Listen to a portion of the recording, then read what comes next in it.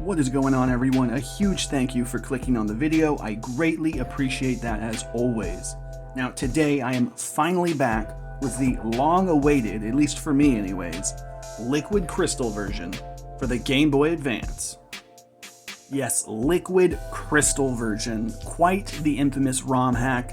This one's been around for a while, and there are of course number of Gen 2/Crystal remakes, ROM hacks. There's tons of them out there. There's an endless amount of Crystal versions out there. But this is of course Liquid Crystal. This has been around for a while. I played a much earlier build of this game many years ago. Pretty sure it wasn't even beatable back then, but definitely beatable now, and I'm super excited to dive into it. For those who don't know though, this is a fire red ROM hack created by LinkandZelda. Love the name, by the way, so huge shout out to them and anybody else who may have been involved in creating this beautiful ROM hack. I want to play all the Crystal ROM hacks, so definitely going to knock this one off. But before we get into all that, let's of course take a closer look at this box and custom cartridge. So yes, if you couldn't tell, we are rocking an actual box this time rather than that hard plastic case. I do generally like the look of this a little bit more, even if it isn't as durable as those plastic cases, but either way, I love the way this looks. We of course have that swirl in the background that just is very reminiscent of the Pokemon GBA games. It looks stunning, it looks very shiny. I don't know how well that's picking up there, but this is a beautiful looking box here. And if there's any imperfections, like this right here, it doesn't dip down all the way, or it dips down too much, I had to fold this myself. It came to me flat, so I did have to actually put it together myself. So if there's any like weird nooks or notches or whatever, that's my fault. But let's go ahead and move on to the back of the box here. We've got a little information about the game. This of course is a brief kind of generic description of the game, of Pokemon here. We've got a few screen grabs from the game here. Looks like maybe the power plant, and we've got a battle right there. We've of course got Red right here, the infamous Red, the dreaded Red. That's one of the toughest fights in all of Pokemon. We've got a few bullet points right here. Game saving, trading, which I don't believe you can actually do, and I don't even know if that's going to be necessary. I imagine you can probably catch all of the Pokemon in this game without trading. But of course, basic reading skills are required to fully enjoy this game. Gotta know how to read, people, otherwise you won't be able to enjoy this game. Also worth pointing out the not original Nintendo seal of quality. If you were not aware, this is not an official Nintendo product in any way, shape, or form.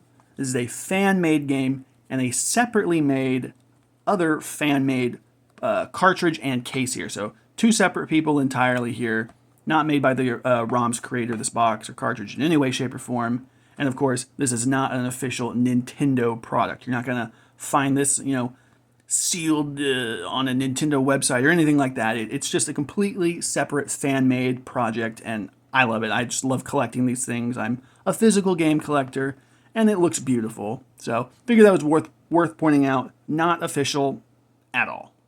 Set that there. It might fall back. I don't know for sure, but we'll go ahead and whip out the cartridge here. And this cartridge is of course beautiful. I do think it's worth pointing out that not only is this separately made from the ROM's creator, so these aren't connected to the ROM's creator at all, these are also separate purchases as well. This was not the cartridge that would normally come with this box. I had been eyeballing this very shiny and beautiful cartridge for a while now, and I really liked the way it looked, and so I thought, why not do a little mix and match here? This isn't the first time I've done this, so I just figured it was probably worth pointing out that technically these are not, paired the same. These are from different sellers entirely. I just wasn't personally loving the one that came with this. I mean, it looked good, but it had a strange color. It was almost more of like a purple color, kind of like Suicune's hair there. It just really wasn't for me. And like I said, I had been eyeballing this for quite a while here. This is much more reminiscent of like the original Pokemon Crystal cartridge. Got this beautiful, almost like a shatterfoil shine here with the sticker, and golly, it looks great. It looks like a liquid crystal. I don't know the best way to describe that, but yeah, I mean, it looks beautiful. I'm also glad that it's not just like a one-for-one, like, oh, it's literally just Suicune and it looks exactly the same. So I'm glad that it looks a little different and also very reminiscent to the original game as well. And I have been getting more requests for opening these up, so I'm going to be trying to do that more. So here's our blobby looking center here. So yeah, this is a pretty standard, I imagine, cheaper end flash cartridge for those who are wondering. No save battery. I always love it when there's a save battery in there, but you know, it's not a requirement. It'll probably, hopefully, work without it. You know, remains to be seen. But yes, this is what we're working with here, and it is worth pointing out that this game does utilize RTC, so the real-time clock, and I was given the option to purchase that. I chose to leave that out. It was rather expensive. It was like almost $40 more expensive than what this already was, and technically the game should be beatable without RTC. Obviously, I'm going to be missing out on various functions, I would assume, probably like the day and nighttime cycle, among other things, I'm sure. But yeah, I just felt like I don't really know if I want to shell out for the RTC, and I'm pretty sure the game's going to be beatable without it, but figured that was worth pointing out that we are probably going to be missing out on a few things. So that is an option. This game does utilize RTC, but I opted to, not do it. Now, physically speaking, both the box and the cartridge here, in my opinion at least, are looking stunning. They're separate purchases, of course, but they combo very well together, in my opinion. So physically speaking, I think all of this checks out here. Box and cartridge looking phenomenal. But now is the time to put this bad boy into the Game Boy, and let's see if it works.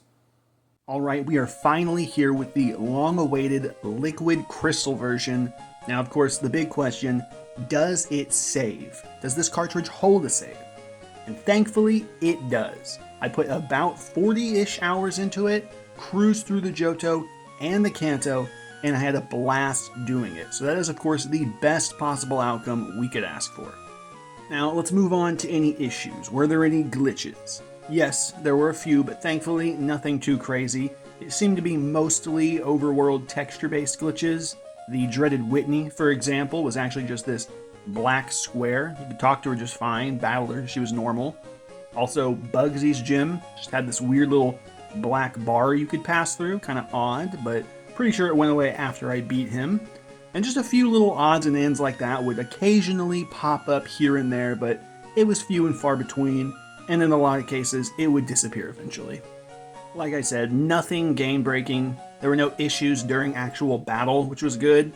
So, aside from all that, the game worked like a charm. I had no other issues or anything like that. So, with that being said, let's go ahead and get into the meat of this game. And where better to start than the visuals? Easily one of the most beautiful GBA Pokemon ROM hacks I've ever played. There were a few times I kinda questioned if I liked this more than Gen 2 graphics, but that feels a bit disingenuous. It isn't purely Gen 3 graphics. We've got some new tiles and palettes that we're using, and it's just got some solid upgrades that really make the game feel great. It's got a lot of vibrant colors that, help the Johto region pop, and really just being able to see all these familiar towns and cities and even the routes, but just done up in this unique style. It was amazing. They all looked really good. I'd almost say a one-for-one remake, but it's not quite. They take a few liberties, but all good ones in my opinion. Everything looks and feels familiar, but it just has the slightest differences that maybe make the region feel bigger, less straight maybe. Like certain things are just maybe stretched, just slightly bigger. Everything's just slightly different, but in the best possible way. All of the gym leaders also looked amazing. These are, of course, some of my favorite ones out there, and they looked great. Even the Kanto ones, all the sprites looked awesome. And we've got some new characters in the game, and I thought those custom sprites looked pretty good as well. And speaking of new, there are several new additions to the game. Like I said, this isn't exactly a one-for-one remake of Crystal, but a few new locations are added into the game, just stuff that helps the region feel more open, I thought. You got the ocean headed to Sinwood City. I think you can kind of detour over that way. And there's a new cave system, maybe called like the Hallow Cave or something like that. Just helps open up the ocean a bit more. And you also get more out of several locations that already exist in the game, like Dragon's Den. So that's kind of expanded upon in this game, which I love. I have always thought Dragon's Den should have been a bit more in the original games. And a few other new locations and nooks and crannies added into the game, which ultimately I am a fan of. The original can feel a bit short at times, a bit hollow, and this just sort of helps pad out the game a bit more. Also helping with that cause is the increased levels of the game. Far more natural than most ROM hacks I've played, I'll say. They sprinkle in some new trainers here and there, slightly tweak some levels of existing Pokemon and trainers, which just helps the game feel a bit more challenging. To give a slight example, I'm usually in my low 40s by the time of the Elite Four. In this game, though, I was in my low 50s, so that kind of gives you an idea of what to expect. It's not a huge difference, but it didn't need to be, and I thought it felt pretty balanced for the most part. I'll say I was definitely more prepared for the fight with Red. I do want to add, though, that in this game, be prepared that like 95% of the trainers you come across, grunts, youngsters, picnickers, gym leaders, all of them, they will use items, hold items, full restores, hyper potions, all that stuff. I'm not the biggest fan of that. To me, it's not really a challenge. It's delaying the inevitable, I guess you could say. It's fine when gym leaders do it. I don't hate that. That's totally fine. But when literally every trainer you come across is throwing down a hyper potion, it wears on you a bit. I'll say that. You also had some new rivals, as well as some new story additions. There was the occasional fight that seemed a little extra stacked. Came across a few underleveled evolutions, which is nothing strange to Pokemon. But we got some cool new fights, as well as a neat little side story. It doesn't really interact with the original story at all, but you do get to fight a new evil team called Team Saturn. Definitely makes the Kanto half of the game a lot bigger. There's actually a plot happening. I thought it was alright. Certainly a fun addition. It might not be for everybody. I am usually split on adding in extra fan content, but this one felt like it was done right for the most part, and ultimately I have no real issues with it. It really just helped flesh out the Johto and Kanto, which I do appreciate. Now, I did mention before that I chose not to include the RTC, and that did affect the game a little bit. Obviously, no day and night cycle. At first, I wasn't entirely sure what time it was, because I'd run into a Pidgey, and then all of a sudden, I'd run into a Hoot Hoot, so it's like, what is happening here? Also, sometimes Nurse Joy, she'd say that thing like, oh, you sure are out late, or however it is that she words that, so it was a little confusing. Maybe that's just normal, not sure. I did, however, evolve my Eevee into an Espeon, so that kind of tells me that it's probably daytime in my game. Also, I feel like if it were actually nighttime, it would be significantly darker. I'm also assuming that my Pokegear didn't work because of the missing RTC. Normally, you can pick up trainers' numbers and have them call you for rematches or items or just general talk. I was not able to get anybody's numbers except for story-based, things. A little disappointing, but it was fine. I was mostly worried that I wasn't going to be able to get evolution stones, but thankfully there were other ways to acquire those. Speaking of stones and evolutions, now is probably a good time to point out the Pokemon availability. At least for trade evolutions like Kingdra, you can still get those. I thought I was just going to have to use a Dragon Scale on my Seadra to evolve it, but you actually just needed a Water Stone, which I got from Price, the gym leader, oddly enough. He actually gives you one after you beat him. He actually gives you a cast form holding a Water Stone. That was a bit odd, but yes, not just the first 2 generations of Pokemon available. I'm not entirely sure what the full dex consist of, but definitely more than 251. Now, for quality of life improvements, we already have running shoes, so that obviously doesn't count. We already have those. No infinite TMs, which is a little disappointing, but it's fine. I think I'm just getting spoiled with having those a lot. But like I did mention, just the access to all the other Pokemon, the pool of available Pokemon, is far better than the original games. Definitely a much needed improvement. I say most Gen 2 games usually improve on that. This one is also doing that. I'd say though, my favorite feature that this game adds is the move relearner. So nice. Seriously, so nice. It's literally a free move relearner at every center, I'm pretty sure. And it was just so nice and easy to access it. It helped me with my Espeon that I mentioned earlier. Had to focus on that one, so I missed out on a few moves, but thankfully I was able to get like Psybeam back, so that was cool. Also having Gym Leader rematches, and I guess not just Gym Leader rematches, but also Elite Four rematches. Who doesn't love being able to take on them again, with upgraded teams, especially those early Gym Leaders who only have like 1 or 2 Pokemon? I love being able to see a more full-fledged team on them. And I gotta say, I love that I didn't need my Pokegear for it, because that would have sucked for me. Overall though, even without the RTC, this game bangs hard. I am a massive Crystal Gen 2 fan, and I want to play all of the renditions of Gen 2. There's so many out there. I've only just begun to scratch the surface, but I was finally able to complete this one so I can add that notch to my belt, and it's definitely one of the most visually appealing games out there, especially Gen 2 wise. I mean, It's just got a really unique style. And I cannot recommend this enough for people to check out this game, at the very least on an emulator. Show the creators some love. If you like Gen 2, this is a solid and smooth experience that I highly recommend you check out. You will not be disappointed. Alright everyone, that is going to bring us to the end of the video, the end of the long-awaited Liquid Crystal version.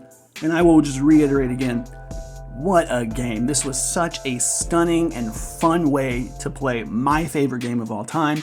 You know, even though technically it is better, it will never, in my opinion, beat the original Crystal version. That being said, this was a 10 out of 10 experience. I highly recommend you check it out. Visually, so stunning. I absolutely loved the way this whole game turned out. Very, very impressive. And of course, physically speaking, as mentioned earlier, I love it. Two separate things, of course, you know, not the same product, the same purchase, but I loved the way this turned out, both the actual game and the physical aspect as well. I just thought it looked stunning. So I hope you all enjoyed the video today. I had an absolute blast playing through all this and making this video. If you enjoyed it, feel free to leave a like. That would help me out a ton. And if you have any questions or comments, feel free to leave those down below. I will do my best to answer those. And if there's anything you want to see from me in the future, leave that down below as well. And until next time, I'll see you all later.